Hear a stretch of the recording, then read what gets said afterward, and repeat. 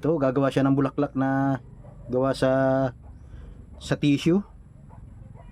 Paano ba ang tamang pagtupi? Baka hindi kayo marurunong. Unari, ating panoorin kung paano ba gangani ito. Okay, okay, okay. Tapos, hindi ko tanda yan. Ako'y malilimuti pagdating sa mga ganyan tiklop-tiklop. Ay, anong trabaho niyan? Oh. Ay, isa-isa mong gayunin. Ano, kalabasan, parang rosas. Okay, okay, okay. Okay. Ay, mabalam. Siguro bago ka makatapos, maubos ka ng mga kalahating oras dyan. Mabalam, mabalam. Pero maganda yung mga finished product niya. Natupi. Gawa sa tissue yan, oh. Tinapupunit yun, inahinat mong maigi. Ngayon pala yun, oh. Okay. Magaling, magaling ating chef.